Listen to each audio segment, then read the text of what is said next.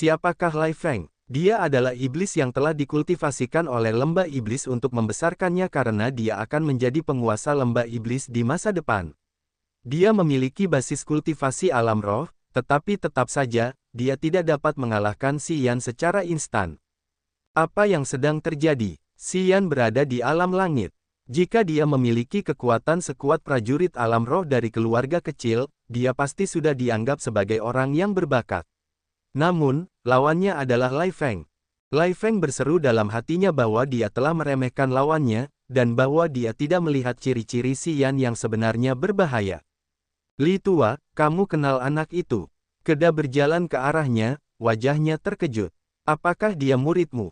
Li Zhengrong mendengus. Aku seorang alkemis. Aku tidak pandai bertarung. Apakah menurutmu aku bisa melatih murid seperti ini? Kedah mengangguk, mendesah, lalu tersenyum masam. Oh, begitulah, jika kamu memiliki murid seperti itu, aku akan benar-benar yakin. Hei, siapa dia? Seorang anak dari laut tak berujung. Bakat alaminya sangat bagus. Dia dulu pergi ke kabut beracun magnetik gelap sendirian, Li Zhengrong menjelaskan dengan sederhana. Kabut beracun magnetik gelap, Kedah tergerak. Tiba-tiba, dia menjadi sangat bersemangat. Hei, setetes cairan asli kehidupan yang kamu dapatkan itu darinya. Selain pandai besi balai perkakas yang berdiri di samping Kedah, ada alkemis dari balai roh di pihak Li Zhengrong. Mata mereka semua berbinar. Beberapa ahli yang bersembunyi di sana juga mengetahui efek ajaib dari cairan asli kehidupan. Mereka semua gembira seperti kelinci yang melihat wortel. Mereka dengan lapar menatap Xian di pengadilan. Li Zhengrong menyalahkan dirinya sendiri karena terlalu banyak bicara. Dia buru-buru berteriak, Xian adalah temanku. Jangan rencanakan rencana jahatmu padanya. Kalau tidak, aku tidak akan tinggal diam. Kedah dan anak buahnya tertawa. Mata mereka menunjukkan sesuatu, tetapi mereka tidak memperhatikannya. Alis Li Zhengrong terkatup rapat. Dia memiliki begitu banyak kekhawatiran. Kedah dan Li Zhengrong semuanya ada di sini, jadi tidak ada yang berani membicarakan jam malam. Semua tercengang melihat kemampuan Xian. Mereka ingin melihat kemampuan Xian yang sebenarnya, sampai sejauh mana ia bisa mencapainya.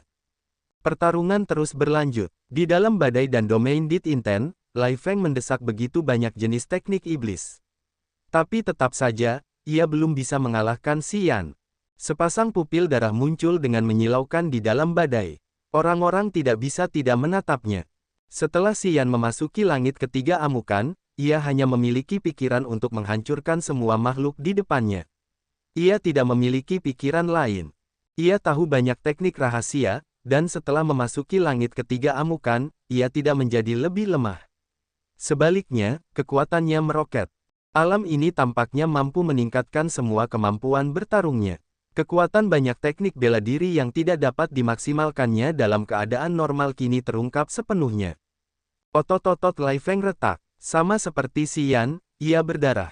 Namun, ia tidak memiliki kemampuan pemulihan yang bertentangan dengan tatanan alami seperti Xian.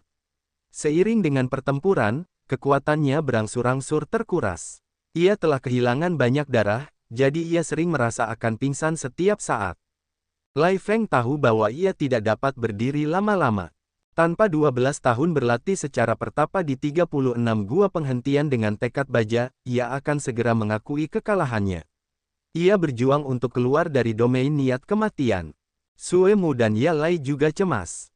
Mereka semua merasa bahwa pertarungan di lembah perkakas berharga terlalu dahsyat. Pertarungan ini lebih menarik dari yang mereka bayangkan. Akhirnya, Sue Mu dan Ye Lai terbang keluar, menuju ke posisi pertempuran. Tampaknya semua prajurit di lembah perkakas berharga dan lembah perkakas roh telah datang.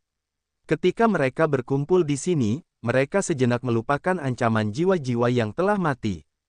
Ledakan tebal dan padat bergema dari badai dan domain niat kematian.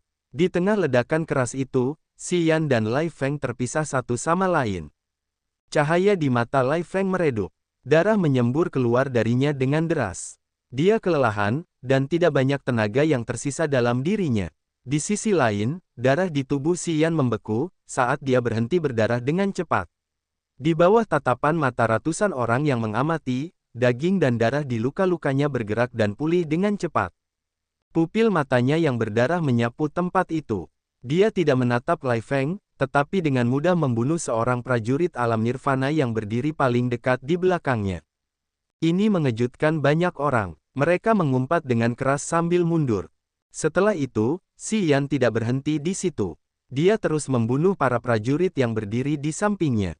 3 prajurit alam langit lainnya terbunuh seketika. Esens Qi mulai bergerak, memasuki tubuhnya melalui pori-porinya. Aura kejam dan gila di tubuh Xi Yan semakin padat. Dia gila. Sial, kau punya masalah mental. Kami hanya penonton. Kenapa kau menyerang kami? Dasar bodoh. Apa kau tidak melihat dia dalam kondisi kesurupan? Petik 2. Petik 2. Banyak prajurit yang ketakutan. Mereka mulai bergerak secepat mungkin dari Xi Yan. Mereka mengumpat dalam hati, tetapi tidak ada yang berani menyerang Xi Yan, karena mereka takut akan menjadi target berikutnya. Di sisi lain, Lai Feng terengah-engah jauh dari Xi Yan. Napasnya pendek dan berat. Dia kelelahan, dan tidak ingin melanjutkan. Kondisi Lai Feng sangat buruk. Ia tahu bahwa jika ia mau, ia dapat menggunakan teknik rahasia lembah iblis yang paling jahat untuk merangsang kekuatannya ke alam lain untuk kedua kalinya. Namun, jika ia melakukannya, ia akan menjadi jauh lebih lemah dari sekarang. Atau, hal itu dapat meninggalkannya beberapa gejala sisa yang buruk, yang tidak yakin dapat ia pulihkan sepenuhnya. Ia tidak berani. Ia dan Xi Yan tidak memiliki dendam yang besar. Ia telah menghabiskan terlalu banyak uang dalam pertempuran ini. Jika ia ingin mempertaruhkan nyawanya dengan Xi Yan, bahkan jika ia menang, ia sudah tahu harga besar yang harus ia bayar untuk kemenangan ini. Yang terpenting adalah bahwa bahkan jika ia harus mendesak mistik jahat, ia tidak memiliki keyakinan mutlak. Jadi, melihat Xi Yan seperti serigala yang menyerbu kawanan domba, membantai kerumunan, ia tidak terus menyerangnya, hanya berdiri dan menatap dengan acuh tak acuh. Murid siapakah anak ini? Mengapa ia begitu berbahaya? Lai Feng pusing. Ia diam-diam takut karena kekuatan yang telah dikeluarkan Xi Yan. Hentikan dia, seseorang berteriak di antara kerumunan. Dia benar-benar gila. Jika kita tidak membunuhnya, dia akan membunuh kita. Dia orang gila. Kita tidak bisa membiarkannya membantai kita seperti itu. Keda ragu-ragu sejenak. Dia tidak bisa menahan diri untuk tidak berteriak, jangan bunuh dia. Tangkap dia. Pada saat ini, Suemu dan Ye Lai tiba. Mereka kemudian melihat Xi Yan dengan ekspresi liarnya, mengejar dan membunuh prajurit lainnya. Wajah mereka berubah. Mereka bertanya-tanya untuk mendapatkan informasi singkat, dan tidak bisa menahan rasa takut. Mereka tidak menyangka bahwa keadaan akan meningkat ke titik ini. Mereka tidak pernah bisa membayangkan bahwa Xi Yan bisa begitu mengintimidasi sehingga dia akan membuat Lai Feng membayar harga yang mahal. Jika kita tidak melenyapkannya, kedua lembah tidak akan pernah damai lagi, kata Feng Biao dengan wajah kejam. Dia tidak menunggu kedatangan Li Zhengrong, segera menuju ke arah Xi Yan. Semua orang tercengang, karena mereka mengutuk Feng Biao dalam hati mereka. Feng Biao adalah ahli alam roh langit ketiga. Seorang ahli di ambang alam dewa sejati ingin bertarung dengan seorang prajurit alam langit yang sedang dalam kondisi jahat. Meskipun mereka tidak menyukai Xi Yan, mereka tetap berpikir Feng Biao bertindak terlalu jauh. Seketika, orang-orang mengerti bahwa Feng Biao ingin membalas dendam atas muridnya Hao Hai. Karena muridnya terluka parah, sebagai ahli kelas atas di lembah iblis yang selalu fokus pada wajahnya, dia seharusnya marah dan membalas dendam atas muridnya. Itu cukup masuk akal. Namun, dia memanfaatkan situasi ini, bukan? Feng Biao, dia temanku. Li Zhengrong meraung saat dia ingin maju dan menghentikan yang lain. Jika kamu ingin menyentuhnya, kamu akan menjadi musuhku. Dia gila. Dia membunuh orang-orang tak berdosa. Dia lebih gila dari murid-murid lembah iblis. Jika kau ingin melindunginya, kau akan melawan seluruh lembah. Feng Biao melontarkan tuduhan besar. Dia tidak banyak bicara, membidik Xi Yan. Namun, pada saat ini, pupil mata Xi Yan tampak menyadari bahaya. Jejak kesadaran muncul jauh di dalam matanya yang liar. Swosh swosh swosh. Cahaya melesat keluar dari cincin pembuluh darah. Setelah mereka merasakan panggilan tuan mereka, iblis perang, pemburu hantu, raja serangga iblis, api dingin es, api bumi, dan ulat sutra emas pemakan keluar, mengepung Feng Biao seketika. Jeritan menyedihkan terdengar. Feng Biao menghadap ke langit, menyemburkan darah. Dia terpental dari depan Xian. Aliran darah melengkung di langit secara eksentrik, yang membuat semua orang menggigil ketakutan. Halaman pelatihan benar-benar sunyi. Semua orang ternganga. Pemburu hantu yang agung itu melayang di udara, membawa Xian di punggungnya dan terbang tinggi ke langit sambil merobek angin. Seketika, mereka terbang jauh dari lembah perkakas berharga. Raja Serangga Iblis, Api Dingin Es, Api Bumi, dan Ulat Sutra Emas Pemakan segera mengikuti di belakang mereka. Iblis perang datang terakhir. Aura penghancur bumi membanjiri seluruh lembah darinya, memenuhi setiap sudut kecil. Suemu, Yalai, Li Zhengrong, dan Keda ketakutan. Mereka tidak bisa berbuat apa-apa selain menyaksikan pemburu hantu membawa Xian pergi. Mereka sama sekali tidak berani berbuat apa-apa. Feng Biao tidak jatuh ke tanah meskipun darah mengalir keluar dari sudut mulutnya. Dia terluka parah. Feng Biao adalah ahli alam roh langit ketiga. Di antara para prajurit di lembah, Feng Biao adalah salah satu yang terkuat. Namun, dia terluka hanya dalam sekejap mata. Kekuatan macam apa yang bisa melakukan itu padanya? Semua orang merasa takut, melihat Xian terbang menjauh. Tidak ada yang berani mengatakan apapun tentang membunuhnya lagi. Api Dingin Es, Api Bumi 10.000 tahun, binatang iblis level 8 serangga pemakan mayat. Keda bergumam sambil linglung. Api surga, api bumi. Itu adalah harta karun dewa untuk memurnikan senjata. Mengapa orang ini sangat beruntung? Semua pandai besi dan alkemis di lembah itu matanya memerah, napas mereka pendek dan berat. Tidak peduli apakah itu api dingin es atau api bumi, itu adalah api yang membara yang telah diimpikan oleh para pandai besi dan alkemis sepanjang hidup mereka. Setiap alkemis dan pandai besi yang memiliki dua api ini, pencapaian mereka dalam memurnikan obat-obatan dan menempa senjata akan melonjak ke alam baru yang lain. Bagi para alkemis dan pandai besi, api adalah harta yang paling berharga. Ketika mereka memiliki api yang sangat bagus, masa depan karir mereka akan cerah. Li Tua, siapa dia sebenarnya? Dia memiliki cairan asli kehidupan, api dingin es, dan api bumi 10.000 tahun, dan bahkan Raja Serangga Iblis. Aku tidak tahu warisan Raja Dewa mana yang telah dia dapatkan. Keda tersenyum getir, menatap Li Zhengrong sambil terus menelan ludah. Bagaimana aku bisa tahu itu? Li Zhengrong juga melotot. Semua yang terjadi hari ini telah melampaui perkiraannya. Penampilan Xian telah membuatnya takut. Di mana bajingan Ye Changfeng itu? Li Zhengrong bertanya dengan gigi terkatup. Dia tahu bahwa Ye Changfeng akan mengetahui profil Xian. Aku tidak tahu, Lin Yaqi menggelengkan kepalanya. Metode apapun yang kau gunakan, temukan bocah itu untukku. Katakan padanya untuk menggunakan batu suara dan panggil aku. Teriak Li Zhengrong. Lin Yaqi mengangguk dengan wajah ketakutan. Dia tampaknya belum pulih dari intimidasi Xian. Di sebelah barat laut jajaran pegunungan jiwa mati, di puncak yang terisolasi. Xian duduk bersila di puncak. Warna merah darah di pupil matanya memudar saat wajahnya yang asli pulih. Iblis perang, pemburu hantu, api dingin es, Raja Serangga Iblis, dan Dewa Roh Kudus melayang-layang di sekitarnya, menjaganya dalam diam jika ada bahaya yang datang tiba-tiba. Cahaya. Bulan seperti air keperakan, bersinar di sekujur tubuhnya. Bintang-bintang kecil berkelap-kelip, menghiasi langit malam. Cahaya bintang mengembun dan kemudian menyinarinya tanpa suara. Xian berdiri tegak. Setelah 4 jam, dia membuka matanya, menarik napas dalam-dalam. Energinya telah pulih. Setelah masa pemulihan, suasana hatinya yang kejam telah tenang. Laut kesadarannya seperti cermin berkilau yang menerangi di mana-mana. Sekarang itu adalah zona yang damai dan harmonis. Api dingin es mengirimkan pikirannya kepadanya, apakah kamu baik-baik saja? Xian tersenyum dan mengangguk, ya. Aku tidak menyangka bahwa aku harus mendesak langit ketiga amukan dalam pertempuran itu. Lai Feng memang bukan orang biasa. Dia sepadan dengan generasi ahli baru lembah iblis. Benar-benar jenius. Lai Feng adalah jenis iblis yang akan mewarisi jalan besar lembah iblis di masa depan. Dia telah menghabiskan waktu bertahun-tahun untuk berkultivasi di 36 gua penghentian, jadi pemahamannya tentang teknik rahasia lembah iblis menjadikannya ahli muda paling terkemuka di tanah suci yang agung. Meskipun dia tidak menggunakan harta rahasia lembah iblis, kekuatannya tetap tangguh. Xian dapat mengunggulinya berkat pelatihan keras yang telah dia berikan pada dirinya sendiri beberapa tahun terakhir ini.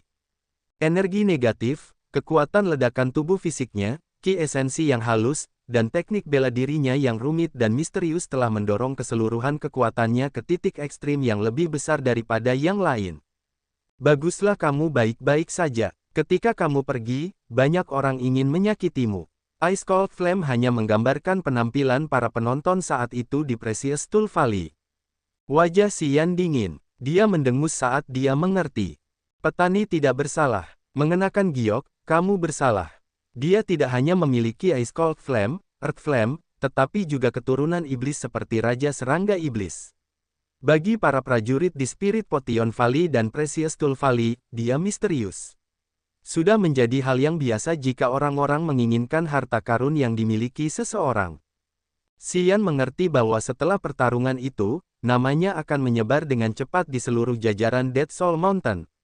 Dan, tentu saja, dia tidak bisa menyembunyikan fakta bahwa dia memiliki banyak harta karun di tubuhnya.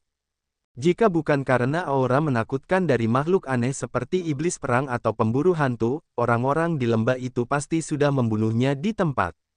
Itu adalah sifat manusia. Dunia para prajurit dipenuhi dengan keserakahan dan perampasan. Banyak dari mereka tidak bisa menghindari keinginan yang terpendam di dalam hati mereka.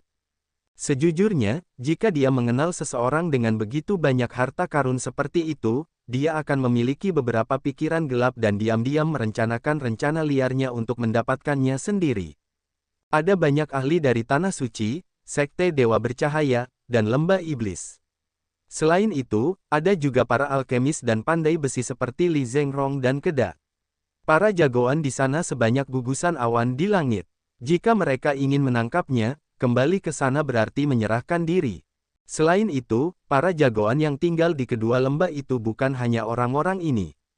Menurut Lin Yaqi, tidak lama kemudian, para prajurit alam dewa sejati dari Sekte Dewa Bercahaya, Tanah Suci, dan Lembah Iblis akan tiba.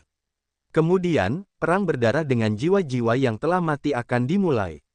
Saat itu, jajaran pegunungan jiwa mati akan menjadi medan perang besar yang tak seorang pun dapat abaikan. Jika ia tetap tinggal di lembah, bahkan iblis perang dan pemburu hantu pun tak dapat memberinya rasa aman. Jadi, akan lebih baik untuk pergi lebih awal. Meskipun jiwa-jiwa yang mati itu berbahaya, selama ia berusaha sebaik mungkin untuk menghindari mereka, ia dapat bersembunyi. Pegunungan ini begitu luas dengan begitu banyak gunung. Ia hanya perlu menemukan gunung yang terisolasi dan tinggal di sana selama 1 tahun atau lebih untuk berkultivasi. Itu seharusnya bukan pekerjaan yang sulit.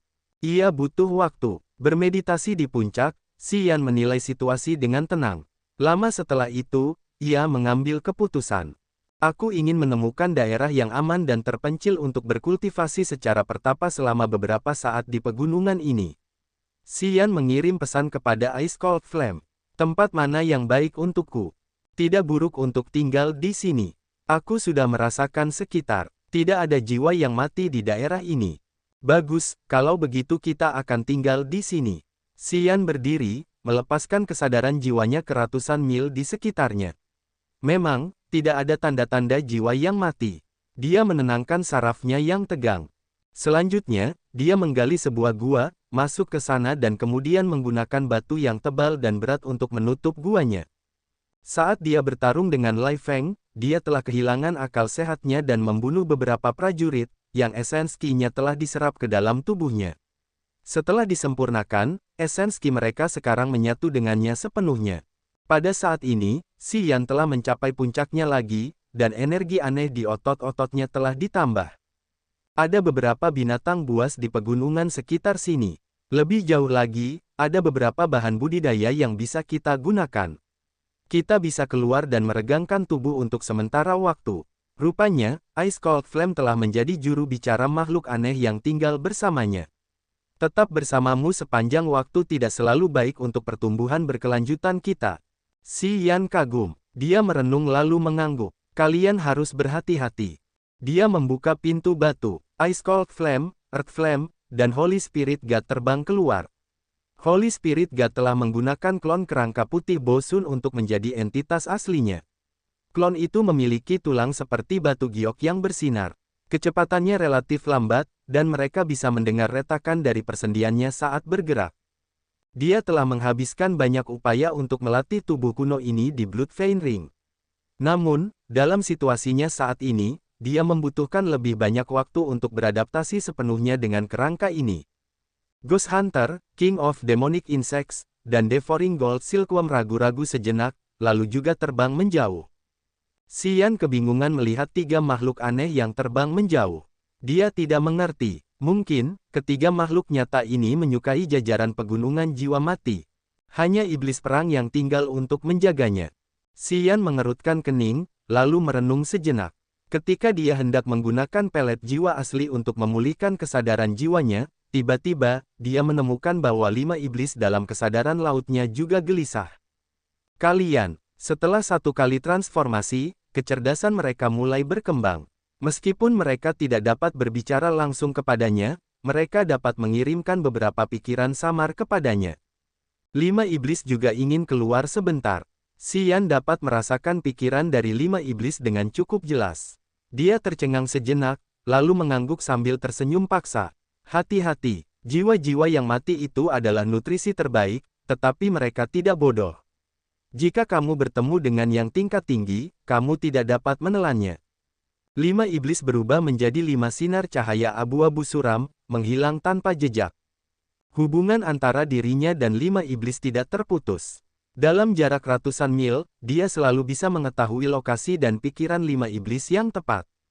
Namun, jika 5 iblis bergerak lebih jauh, hubungan di antara mereka akan melemah.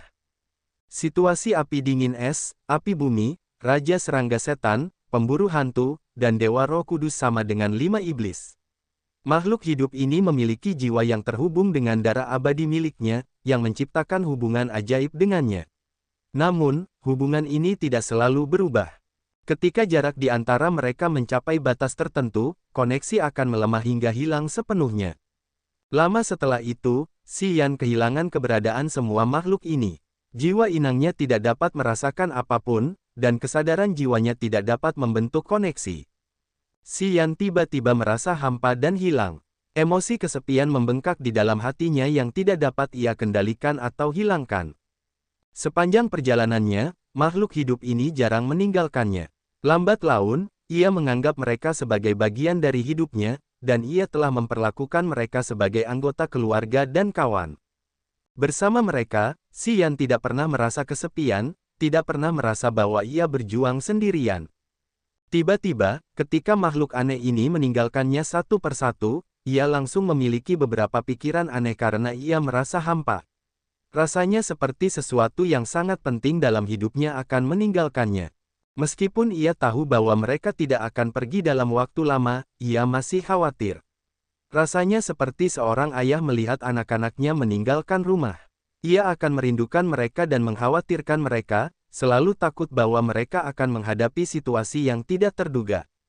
Adanya suasana hati ini mengganggu pikirannya, yang membuatnya tidak dapat mengubah laut kesadarannya.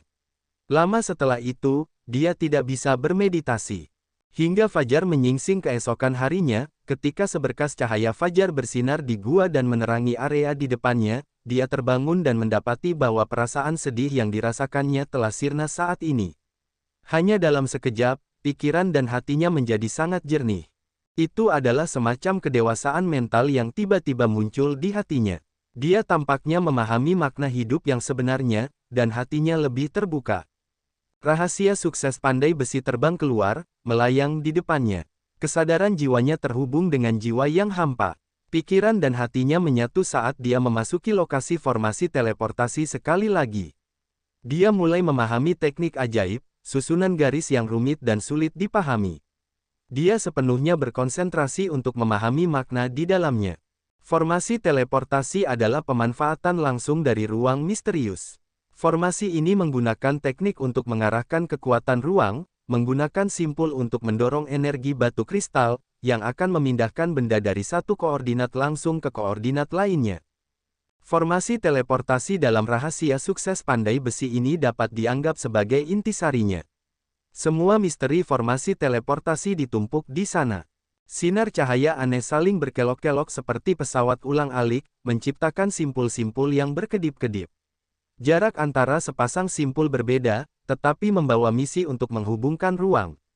Di setiap simpul, energi ruang terus-menerus beriak keluar seperti cincin cahaya, yang merupakan transmisi kekuatan tambahan dari luar. Pikiran Xian tenggelam ke dalamnya saat dia melupakan segalanya, berkubang dalam formasi yang tampak seperti keadaan yang mengerikan. Pemahamannya tentang kebenaran formasi teleportasi menjadi lebih mendalam setiap menit. Dia akhirnya mencapai ambang pemahaman tentang kekuatan ruang angkasa. Sekarang, dia samar-samar dapat menyentuh seberkas kekuatan ruang angkasa misterius melalui formasi-formasi teleportasi. Lembah perkakas yang berharga. Kelompok Li Zhengrong dan Keda berkumpul di aula perkakas. Suemu dan Yalai menatap Feng Biao, yang berlumuran darah di sekujur tubuhnya. Mereka saling bertukar pandang tetapi tidak tahu harus berkata apa. Para junior tetap berada di luar aula perkakas. Yule, Luo Yue, dan Lai Feng semuanya memasang wajah tercengang saat mereka berdiskusi dengan nada rendah. Xian telah melakukan debutnya dengan luar biasa, yang membuat mereka yang datang dari 7 faksi kuno merasakan tekanan seperti gunung untuk pertama kalinya.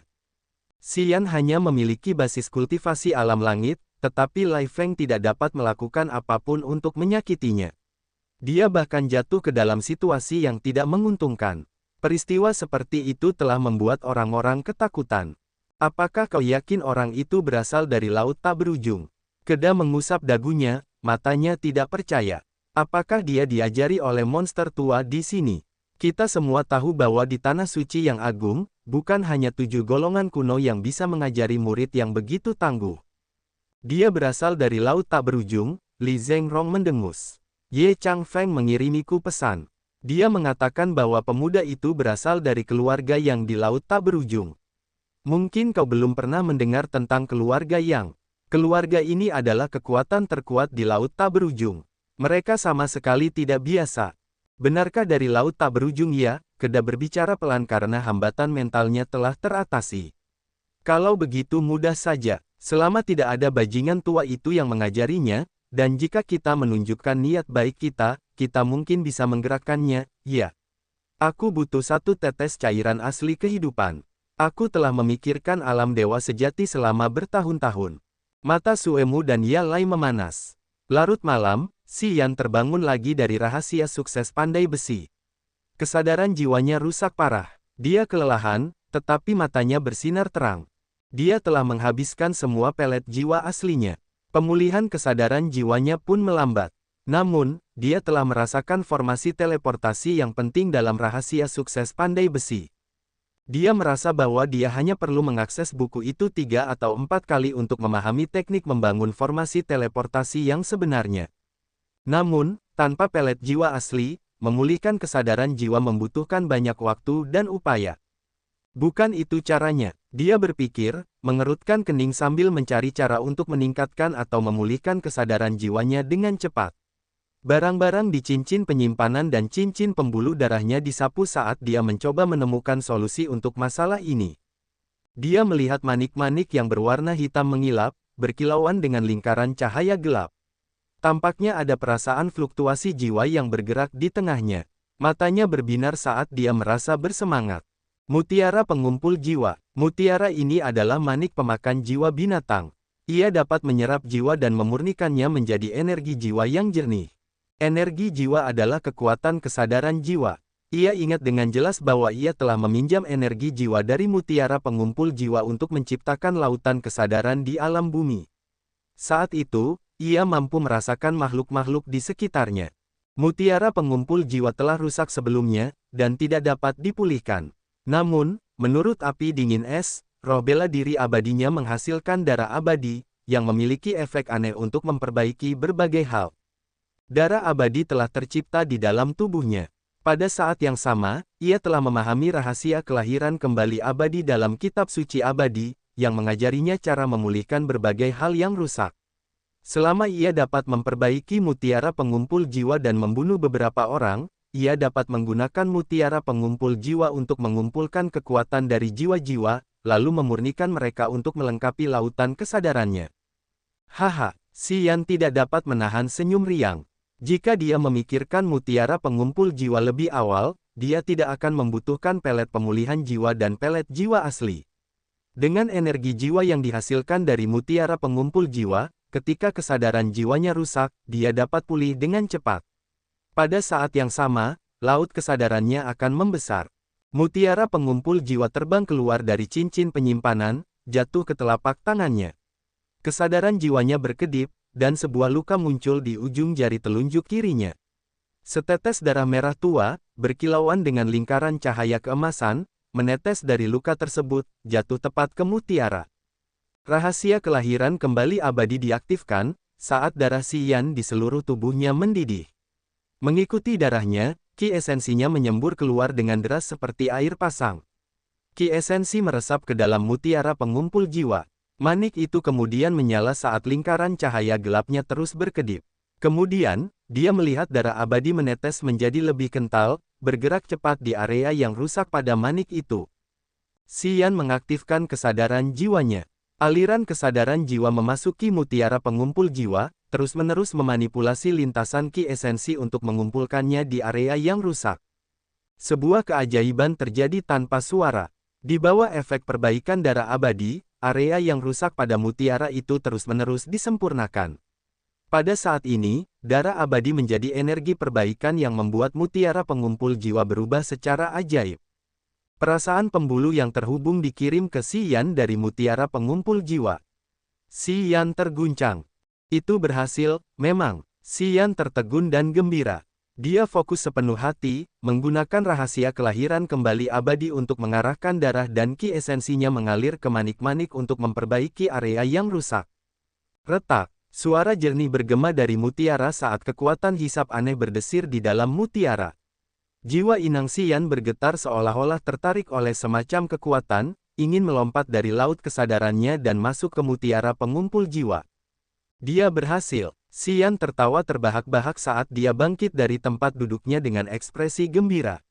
Dia memegang mutiara pengumpul jiwa, merasakan fluktuasi energi yang luar biasa di dalamnya. Masalah sulit yang sangat mengganggunya terpecahkan dengan mudah seperti itu. Karena mutiara pengumpul jiwa ini telah disempurnakan dan diperbaiki oleh darah abadi, tampaknya telah menjadi satu dengan Xian.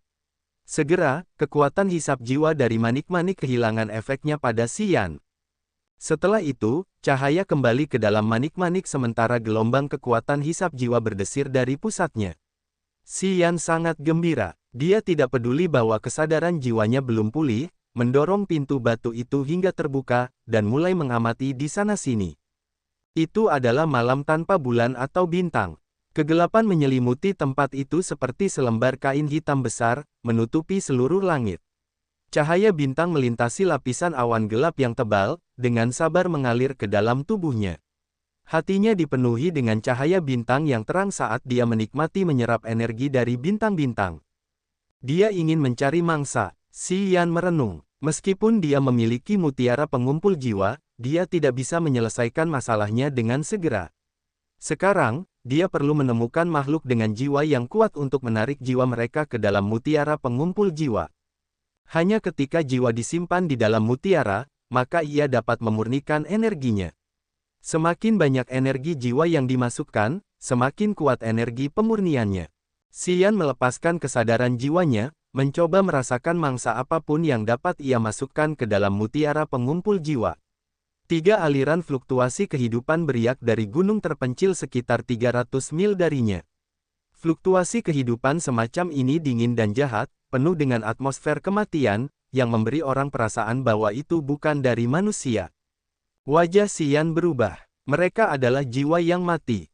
Hanya fluktuasi jiwa dari jiwa yang mati yang bisa sedingin dan jahat itu. Jiwa yang mati berkeliaran di pegunungan, memilih korban mereka untuk diambil jiwanya. Itu dapat membantu meningkatkan kekuatan mereka atau membuat jiwa prajurit menjadi jiwa yang baru mati. Jiwa yang mati adalah makhluk jiwa, dan tidak memiliki tubuh yang nyata. Mereka pandai menyerang jiwa dan menyerang jiwa. Meskipun energi jiwa mereka tidak mirip dengan manusia, mereka sangat kuat. Yah, jiwa yang mati itu akan menjadi, Xian tersenyum. Dia memasukkan iblis perang kembali ke dalam cincin pembuluh darah dan kemudian bergerak keluar dari gua dengan tenang, terbang menuju arah umum tempat fluktuasi jiwa yang mati muncul. 15 menit kemudian, Si Yan tiba di daerah pegunungan terpencil. Setelah merasakan kesadaran jiwanya, dia menemukan sebuah gua pohon tersembunyi. 3 makhluk hijau gelap suram, berkaki pendek dengan kulit seperti kodok yang dipenuhi kerutan dan jerawat menjijikkan tinggal di sana. Cahaya menakutkan keluar dari pupil hijau sedingin es mereka. Si Yan ketakutan. Mereka tidak berongga. 3 jiwa mati yang dia rasakan memiliki tubuh nyata. Meskipun tubuh mereka sangat jelek, mereka memberi orang perasaan menyeramkan dan sangat berbahaya. Ketiga jiwa yang mati menemukannya. 3 tangisan kesedihan yang bisa merobek gendang telinganya terdengar. 3 jiwa yang mati dengan tubuh asli mereka melesat ke arahnya seperti 3 pisau tajam. Di tengah jeritan penderitaan mereka yang merobek udara, kerutan di tubuh mereka tiba-tiba menjadi tegang saat tubuh hijau jelek mereka menjadi sekaku baja. Lengan pendek mereka terentang dengan cakar tajam, yang tampak seperti bilah hijau suram. Wajah Si Yan menegang. Dia segera menggunakan perisai cahaya gelap. Selanjutnya, dia mendesaki esensinya sementara energi negatif mengalir keluar dari meridian dan titik akupunkturnya. Meskipun ketiga jiwa yang mati ini tidak memiliki energi jiwa yang kuat, tubuh mereka kuat seperti tombak yang dapat menembus ruang, sangat menakutkan. Dia dapat memastikan bahwa energi jiwa dalam ketiga jiwa yang mati ini mirip dengan yang dia dan Cherry temui. Mereka adalah semacam yang lebih lemah. Namun, setelah ketiga jiwa yang mati ini memperoleh tubuh yang nyata, kekuatan mereka telah meroket. Hanya energi aneh dalam tubuh hijau jelek mereka yang setara dengan seorang prajurit alam langit. Jiwa yang mati paling tahu cara mengikis jiwa. Ini berarti ketiga jiwa yang mati dengan tubuh yang nyata ini dapat mengalahkan prajurit alam langit yang biasa. 3 aliran fluktuasi jiwa yang eksentrik beriak dengan kuat, menyembunyikan pikiran tentang kejahatan dan perbuatan kejam yang ekstrim, menyusup ke laut kesadaran Si Yan secara langsung. Si Yan bereaksi tepat waktu. Jiwa inangnya langsung melepaskan nyala api dari 9 ketenangan jiwa yang memakan api, membersihkan energi aneh yang baru saja memasuki laut kesadarannya. Bang bang bang, Si Yan terhantam di dadanya seolah-olah dia dihujani oleh 3 palu raksasa, dan terpental. Otot-otot di dadanya terasa sakit dan mati rasa untuk sementara waktu. 3 aliran energi iblis tampak seperti bakteri yang tak terhitung jumlahnya menyebar dengan cepat di tubuhnya, mulai menyerang semua fungsi tubuhnya. Tak lama kemudian, tulang, darah, dan dagingnya semuanya ditempati oleh energi aneh ini. Kekuatan yang menyakitkan, membuat mati rasa, dan dingin ini membanjiri seluruh tubuhnya. Dia tidak bisa mengumpulkan ki-nya. Karena urat dan meridiannya tersumbat, vitalitasnya tampak terkuras dengan cepat. Kekuatannya tertahan. Si Yan panik. Wajahnya berubah saat dia bergegas mendesak rahasia kelahiran kembali abadi. Rahasia kelahiran kembali abadi bergerak. Esensi ki dari seluruh tubuhnya tidak mengalir melalui pembuluh, tetapi mengalir langsung ke dalam darahnya, menggunakan darah untuk mengangkutnya ke seluruh tubuhnya. Pada saat yang sama, energi aneh di otot-ototnya meledak. Tubuhnya menggigil, membesar, dan kemudian menyusut. Arus listrik melintas di dalam tubuhnya dengan kecepatan cahaya. Energi eksentrik dari jiwa-jiwa yang mati di tubuhnya tersapu dengan cepat. Asap hijau suram didorong keluar dari pori-porinya.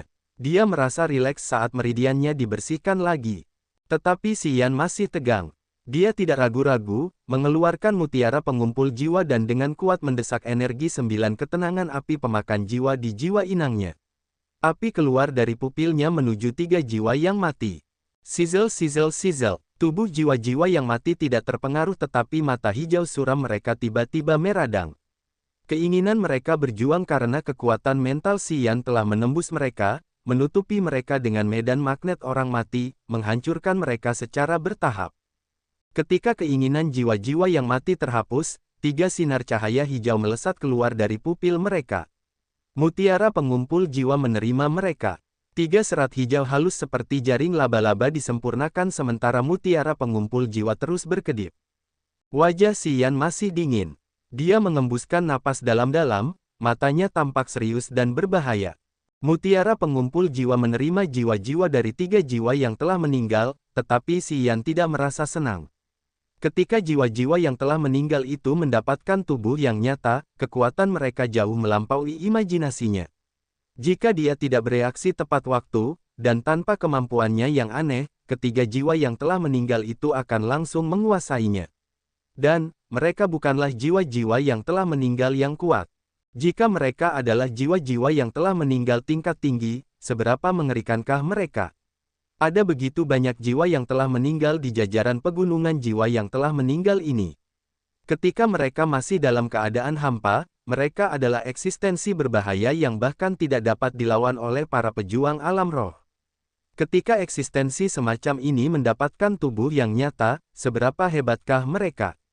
Sementara dia merenungkan dengan cemas, di bawah bayang-bayang gelap sebuah gunung di selatan, sarang jahat jiwa-jiwa yang telah meninggal bergerak ke arahnya dengan kecepatan yang meningkat seiring waktu. Jiwa-jiwa yang telah meninggal itu menempel di pintu masuk sarang jahat itu seperti hantu dan iblis yang tak terhitung jumlahnya sambil menunjukkan taring dan cakar mereka. Kekuatan penghuni jiwa mereka mulai bergerak dengan gila-gilaan. Sarang jahat para arwah yang telah meninggal itu bagaikan makhluk hidup, berkilauan di udara dengan lingkaran cahaya hijau yang suram. Sarang itu tampak ganas, seolah-olah sedang mencari mangsa untuk ditelan. Xian masih terkagum-kagum oleh para arwah yang telah meninggal itu, dan tidak menyadari bahaya yang sedang mendekat. Baru ketika sarang jahat itu berada sekitar ratusan meter darinya, dia akhirnya menyadari keberadaannya. Para arwah yang telah meninggal itu menempel di pintu masuk sarang jahat itu tampak seperti tentakel-tentakel hantu yang melambai-lambai di udara.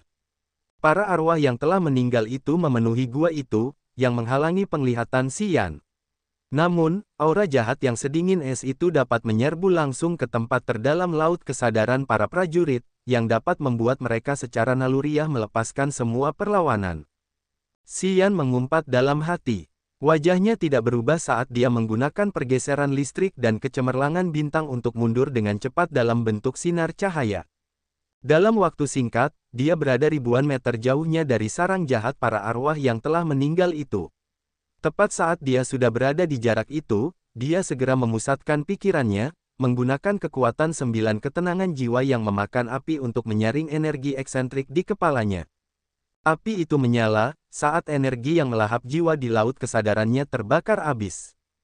Xian mendesah pelan, melihat sarang jahat jiwa-jiwa yang mati mendekat, dia tidak terburu-buru. Dia diam-diam menggerakkan energinya, mengeluarkan pesawat ulang-alik pemecah langit, siap untuk situasi apapun. Sarang jahat jiwa-jiwa yang mati ini datang dengan aneh. Itu sunyi, dan bahkan jiwa-jiwa yang mati di dalamnya menyembunyikan aura mereka, yang akan membuat orang sulit mendeteksi mereka. Jika dia tidak bereaksi tepat waktu menggunakan pergeseran listrik dan kecemerlangan bintang untuk memaksimalkan kecepatannya, dia pasti akan terjebak. Sarang jahat jiwa-jiwa yang mati itu seperti mulut hantu, sabar dan gigi saat terus mendekatinya. Sarang jahat itu melaju kencang. Sekarang, itu seperti bintang jatuh yang mengejar bulan. Itu melesat terlalu cepat, melintasi jarak ribuan meter hanya dalam sekejap. Energi jiwa yang mengikis menyebar dari pintu masuk gua, meliputi seluruh area seluas 10 mil di sekitarnya. Energi eksentrik itu menyusup ke laut kesadarannya untuk kedua kalinya. Momentumnya kali ini dahsyat, seolah ingin menguras laut kesadarannya dan memperbudak jiwa inangnya. 9 ketenangan jiwa yang memakan api diaktifkan. Api beterbangan di laut kesadarannya, membakar energi jiwa aneh itu menjadi abu. Xian terus mundur. Dia tidak ingin memeriksa perubahan di dalam sarang jahat itu, dan menggunakan kecepatan tercepat untuk menjauh dari tempat yang penuh masalah ini. Dia samar-samar merasa bahwa sarang jahat ini sudah ditempati oleh jiwa-jiwa yang mati. Menurut Lin Yaqi, meskipun sarang jahat jiwa-jiwa yang mati terus berpindah lokasi, mereka tidak akan secara proaktif menyerang para prajurit atau menelan mereka. Namun, sarang jahat jiwa-jiwa yang mati ini tidak seperti yang lainnya. Aneh karena secara proaktif melepaskan energi jiwa yang mengikis ke arahnya. Menghindari sarang jahat itu, Xian mempercepat langkahnya dan meninggalkan tempat itu. Dia terbang selama setengah hari dan kemudian memilih tempat yang tenang untuk berkultivasi. Dia mengeluarkan mutiara pengumpul jiwa. Jiwa-jiwa dari 3 jiwa yang mati itu dimurnikan, menghasilkan energi jiwa yang sangat jernih yang dapat diserapnya secara langsung. Xian dengan mudah menggali sebuah gua, masuk ke dalamnya, dan terus mengamati fitur-fitur menakjubkan dari formasi teleportasi. Pegunungan jiwa-jiwa yang mati. Dari 5 arah yang berbeda, 5 sarang jahat bergerak cepat menuju arah pembentukan lembah ramuan roh dan lembah alat berharga. Saat mereka terbang dengan kecepatan tinggi, mereka akan melepaskan energi jiwa yang mengikis setiap kali mereka bertemu dengan para prajurit manusia. Di bawah pengaruh eksentrik dari energi aneh ini, banyak prajurit yang lumpuh seketika. Laut kesadaran mereka telah diracuni, dan mereka tidak dapat mempertahankan fungsi tubuh mereka. Setelah itu, jiwa mereka terseret keluar, terseret ke sarang-sarang jahat jiwa-jiwa yang telah mati. Setelah mereka menelan su para prajurit, kelima sarang jahat itu membengkak sedikit, dan kecepatan mereka juga menjadi lebih cepat. 3 hari kemudian, sarang-sarang jahat jiwa-jiwa yang telah mati dari gua-gua dan sudut-sudut pegunungan muncul di hutan lebat di belakang lembah ramuan roh. Kecepatan terbang kelima sarang jahat itu melambat. Setiap sarang jahat memiliki banyak jiwa-jiwa yang telah mati yang berkeliaran di pintu masuk, di antaranya, satu sarang jahat memiliki semua jiwa-jiwa yang telah mati dengan tubuh yang nyata. Tepat di tengah-tengah pintu masuk sarang jahat itu disusun sebuah altar pengorbanan berlian, yang terbuat dari tulang dan daging. Jiwa-jiwa yang telah mati pertama yang memiliki tubuh yang nyata berdiri tegak, berjalan ke altar itu. Energi yang kuat berdesir melaluinya. Altar pengorbanan berlian itu menyala. Energi yang aneh dan menyeramkan dihasilkan, berlipat ganda di dalamnya. Di pintu masuk, lingkaran cahaya hijau tua yang tak terhitung jumlahnya menuju ke altar pengorbanan, yang membuat lingkaran cahaya dari altar menjadi lebih menyala. Keempat sarang jahat lainnya tampaknya tertarik oleh altar saat mereka mulai bergerak ke arahnya, kecepatan mereka menjadi lambat. Jiwa-jiwa yang mati dengan tubuh asli berdiri di pintu masuk sarang jahat, menyebarkan energi dan mengalir ke altar. Kekuatan hisap yang dihasilkan altar menjadi lebih intensif, menarik keempat sarang jahat lainnya. Akhirnya, keempat sarang jahat menempel pada sarang jahat yang memiliki altar. Kelima sarang jahat itu saling terhubung dengan kekuatan perekat dari lingkaran hijau tua. Selanjutnya, mereka memulai proses penggabungan yang sulit. Di tengah, jiwa mati pertama yang memiliki tubuh nyata terus-menerus mendesak energi dalam tubuhnya, meningkatkan kekuatan hisap untuk altar pengorbanan. Altar itu terbuat dari tulang dan daging. Tiba-tiba, darah terciprat sementara daging hancur di mana-mana. Di bawah lingkaran hijau yang meluas, altar itu remuk. Sarang jahat kelima jiwa yang mati itu menyatu menjadi satu. Sebuah ekliptika hijau suram meledak keluar dari sarang jahat itu setelah semuanya menyatu satu sama lain. Banyak jiwa yang mati terlihat terbang dan berpesta di sana. Jiwa mati pertama yang memiliki tubuh nyata mulai mengulurkan anggota tubuhnya di gua raksasa setelah kelima sarang jahat itu bergabung. Ia menyerap energi hijau jahat yang membuat anggota tubuhnya lebih ganas. Jiwa-jiwa yang mati yang sudah memiliki tubuh tersebar dan mulai menyerap energi eksentrik itu. Waktu berlalu dengan tenang. Setelah waktu yang tidak diketahui, sarang jahat jiwa yang mati itu menyusut seiring dengan luasnya ekliptika hijau. Tiba-tiba, sinar cahaya bermekaran. Alien aneh dengan kulit gelap seperti hijau muda dan tato hijau di wajah mereka berjalan keluar dari ekliptika. Mereka memiliki penampilan humanoid. Mata mereka semua dingin dan menyeramkan.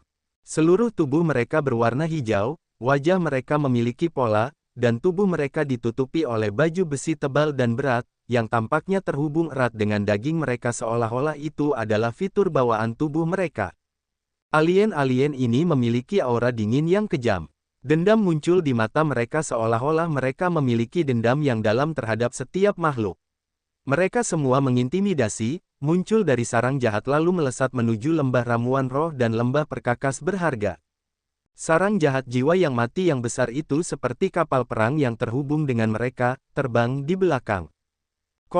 Lembah ramuan roh. Suemu, Yalai, dan Li Zhengrong sedang berdiskusi di ruangan itu ketika tiba-tiba, kelopak mata mereka mengejang.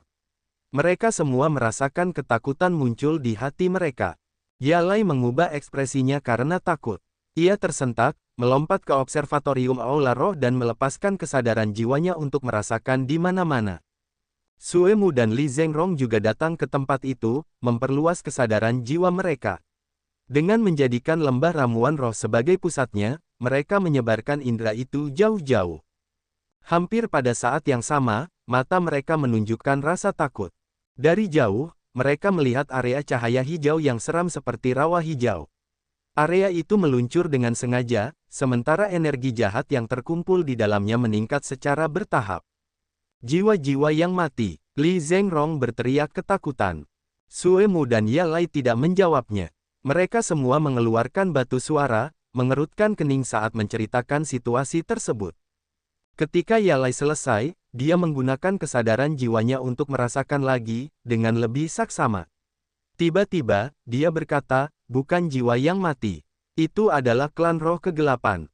Ras yang berbahaya ini akhirnya membangun kembali tubuh mereka dan berjuang keluar dari tanah asing. Li Zhengrong terkejut, apa maksudmu? Yalai adalah tetua Tanah Suci, salah satu faksi tertua di Tanah Suci yang agung. Buku-buku di sekte mereka menumpuk seperti gunung, yang bahkan memiliki tulisan-tulisan rahasia dari seluruh era.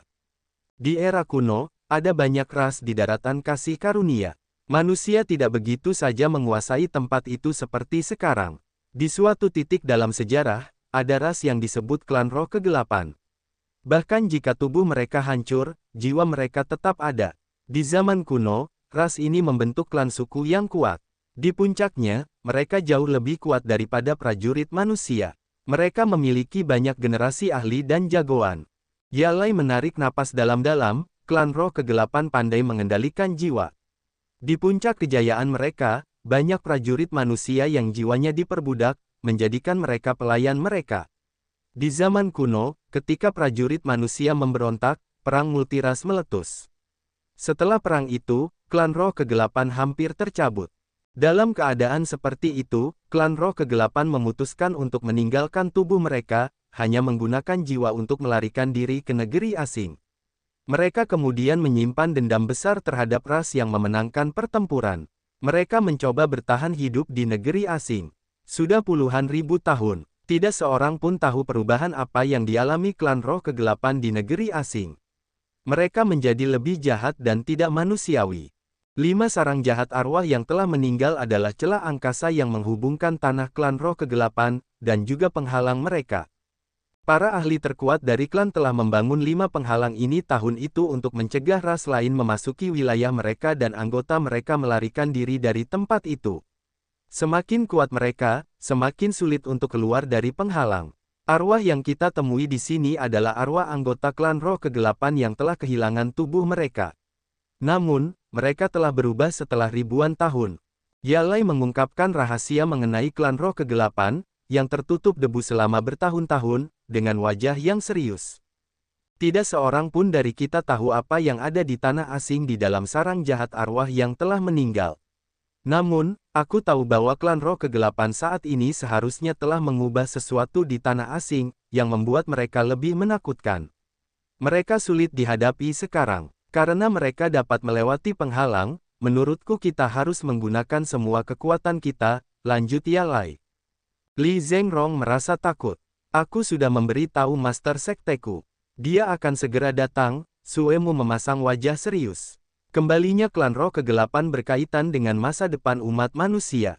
Bukan hanya sekte Dewa Cahaya milikku, tetapi juga Tanah Suci, Lembah Iblis, dan faksi lainnya harus berhati-hati. Begitu kita ceroboh, klan roh kegelapan akan mengambil alih tanah ini. Petik 2. Kau juga tahu tentang klan roh kegelapan. Li Zhengrong mendengus.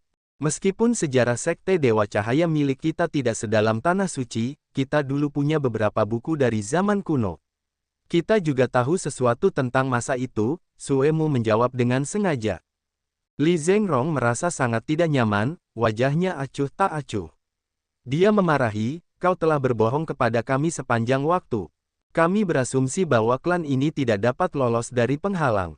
Kami pikir mereka telah kehilangan banyak anggota di negeri asing itu, jadi mereka tidak ingin menyerang kami lagi.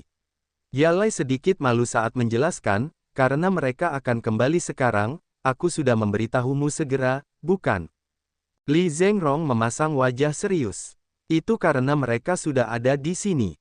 Cepat, Suemu mengatupkan rahangnya. Musuh mengancam. Kita harus melawan dengan seluruh kekuatan kita.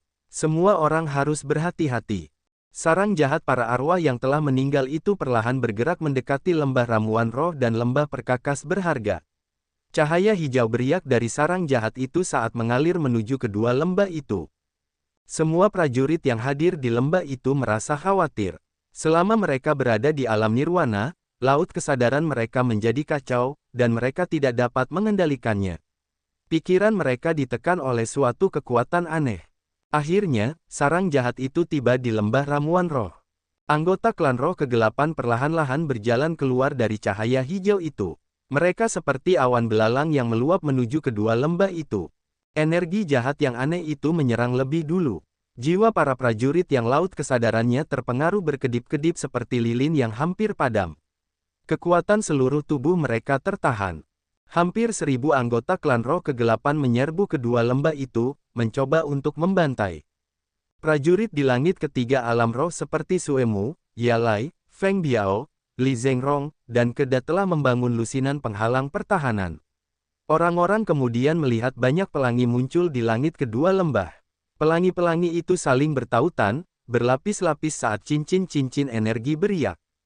Cahaya hijau berpola melesat keluar dari sarang-sarang jahat jiwa-jiwa yang mati, menyinari lapisan-lapisan pertahanan. Bahkan para prajurit alam dewa sejati tidak dapat merobek lapisan-lapisan penghalang ini.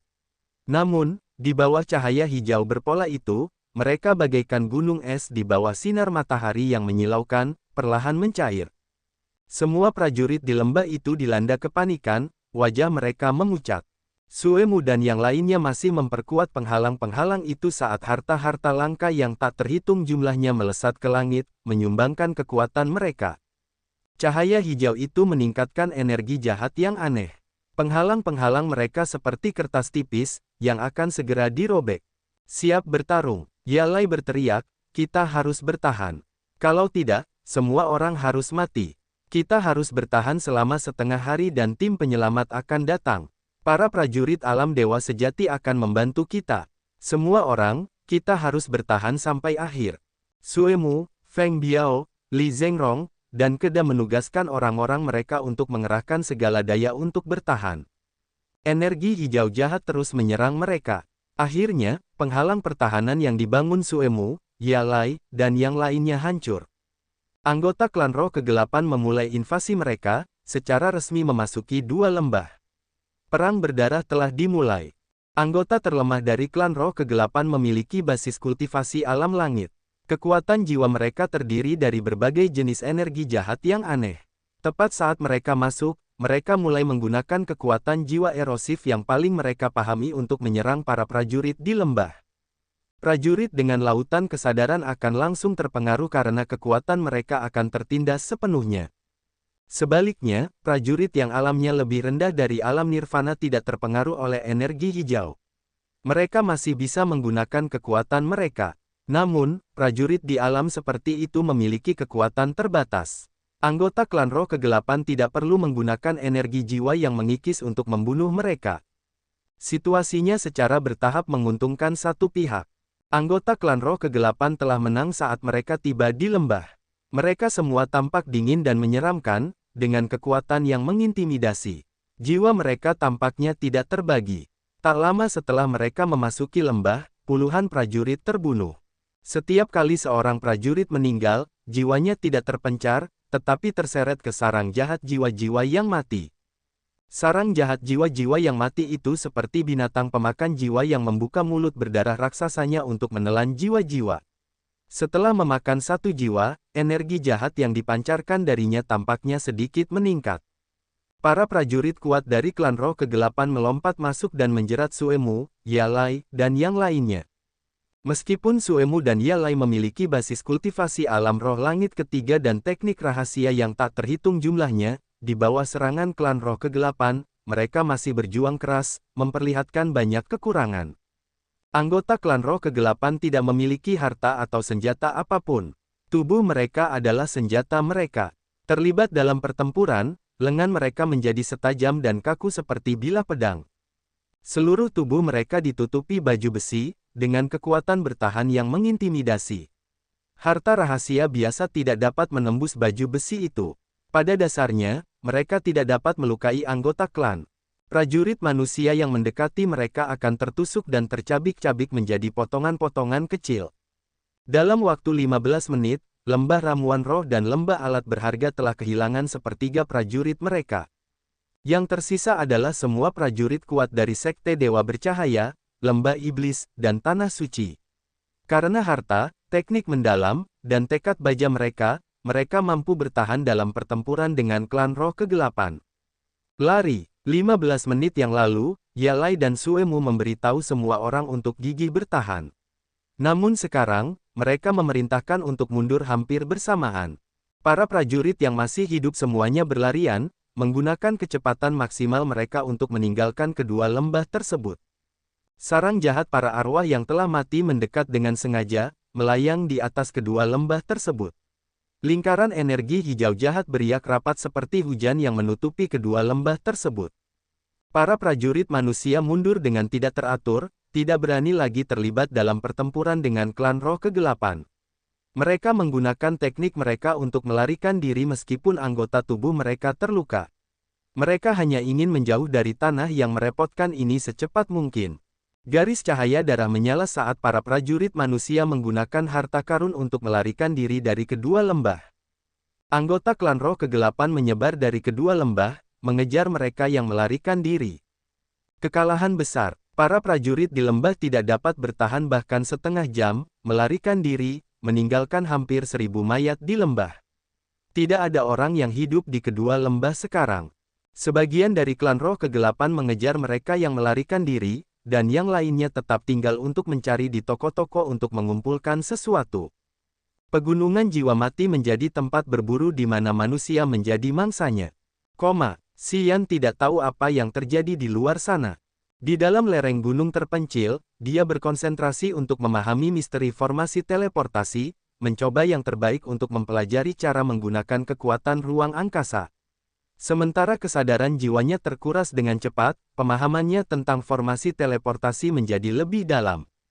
Di dalam rahasia sukses pandai besi, simpul yang tak terhitung jumlahnya berkedip di dalam susunan formasi teleportasi.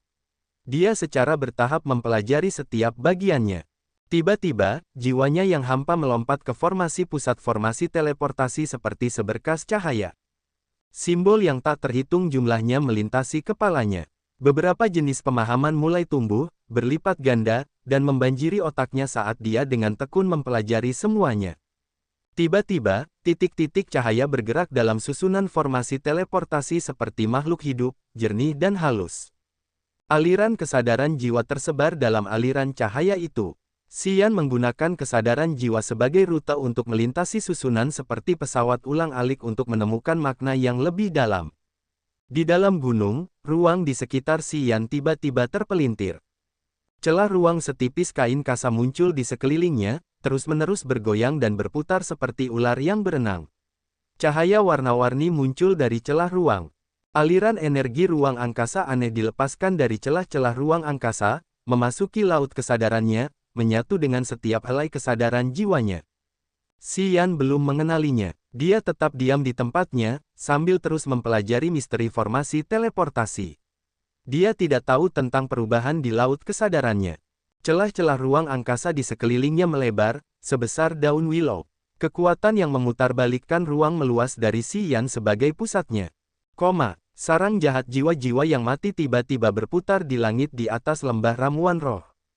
Anggota klan roh kegelapan yang memenuhi tempat itu semua merasa takut ketika mereka melihat perubahan yang terjadi pada sarang jahat jiwa-jiwa yang telah mati itu. Retakan ruang yang mirip dengan yang ada di sekitar Xian muncul di dekat sarang jahat jiwa-jiwa yang telah mati itu. Xian merasakan kekuatan ruang di guanya dan tanpa sadar menciptakan hubungan aneh dengan sarang jahat jiwa-jiwa yang telah mati itu. Tampaknya ada hubungan tak kasat mata antara dirinya dan sarang jahat itu melalui kekuatan ruang yang mengikat mereka bersama. Retakan ruang terbuka di sekitar sarang jahat itu saat sarang jahat jiwa-jiwa yang telah mati itu semakin menyempit. Anggota klan roh kegelapan yang berkumpul di pintu masuk gua itu terpotong-potong oleh bilah-bilah ruang, tetapi mereka tidak berdarah. Lebih dari 10 orang kafir dari klan roh kegelapan tampaknya terpotong-potong oleh banyak ruang. Orang-orang kemudian melihat banyak anggota tubuh, kepala, atau bahkan setengah tubuh di pintu masuk itu. Bagian tubuh atau bagian tubuh mereka yang lain tampaknya berada di ruang lain, yang tidak akan pernah dapat mereka temukan kembali.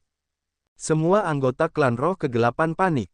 Mereka dengan khawatir terbang keluar pintu masuk, mencoba mengeluarkan orang-orang kafir di pintu masuk itu. Sarang-sarang jahat para arwah yang telah meninggal adalah retakan-retakan angkasa yang mengarah ke negeri asing. Sarang-sarang itu dibentuk oleh banyak retakan angkasa yang stabil, yang dibangun oleh para ahli dari generasi-generasi sebelumnya dari klan Roh Kegelapan. Pada saat ini, sarang-sarang jahat para arwah yang telah meninggal didorong oleh generasi-generasi baru dari klan Roh Kegelapan. Mereka telah menggunakan beberapa teknik rahasia untuk menghancurkan angkasa, menggabungkan 5 retakan menjadi satu retakan besar. Mereka tidak tahu bahwa perbuatan mereka telah membuat sarang-sarang jahat itu menjadi sangat tidak stabil. Akan tetapi, pada saat yang sama, Xian sedang mempelajari misteri-misteri dari formasi teleportasi dan secara tidak sengaja mendesak kekuatan angkasa untuk membentuk koneksi dengan sarang-sarang jahat, yang juga dibuat dari retakan-retakan angkasa yang tidak jauh darinya. Hal ini menyebabkan perubahan lain. Anggota-anggota klan Roh Kegelapan menjadi bingung. Para penyembah berhala yang sedang mengumpulkan sesuatu di kedua lembah itu juga kembali sambil berteriak-teriak. Mereka berdiri dan mengamati sarang-sarang jahat itu dari jauh. Tidak ada seorang penyembah berhala yang berani mendekati pintu masuk. Yang lainnya yang berada di pintu masuk berjuang keras untuk melarikan diri. Semua anggota klan Roh Kegelapan, dengan atau tanpa tubuh, mencoba untuk keluar. Sarang jahat jiwa-jiwa yang mati berhenti melepaskan energi hijau yang aneh. Pintu masuk sarang jahat itu menyusut. Sinar 5 warna melesat keluar, membentuk jeratan di pintu masuk. Anggota klan Roh Kegelapan yang belum melarikan diri, jiwa dan tubuh mereka terseret ke celah-celah ruang yang berbeda di bawah serangan bilah-bilah ruang yang berputar. Di dalam lereng gunung, Xian tidak menyadari apapun karena dia masih tenggelam dalam pengalamannya di rahasia sukses pandai besi. Di laut kesadarannya, aliran kesadaran laut dan kekuatan ruang menyatu. Setiap helai kesadaran jiwa tampaknya memiliki aura kekuatan ruang. Secara bertahap, kesadaran jiwanya di laut kesadaran tampaknya berubah menjadi celah ruang juga, muncul dengan kilau aneh. Jiwa inangnya bergoyang, bergerak maju mundur seperti pesawat ulang-alik di dalam setiap helai kesadaran jiwa. Kemudian dihangatkan dan dipelihara dengan sifat dan nutrisi baru dari kesadaran jiwa. Perlahan-lahan, jiwa inangnya berubah. Xian terguncang hebat. Simpul ruang formasi teleportasi di rahasia sukses pandai besi bersinar terang seperti bintang. Tiba-tiba, cahaya yang mereka pancarkan menjadi menyilaukan. Bentuk samar formasi teleportasi di rahasia sukses pandai besi menjadi nyata. Jiwanya yang hampa tinggal di sana, merasakan karakteristik formasi yang luar biasa, tiba-tiba ditutupi oleh formasi teleportasi. Kemudian berubah menjadi sekumpulan cahaya, menyala, dan kemudian menghilang. Pada saat yang sama, sarang jahat jiwa-jiwa yang mati di atas lembah ramuan roh mengeluarkan kilatan cahaya di pintu masuk sebelum tertutup sepenuhnya.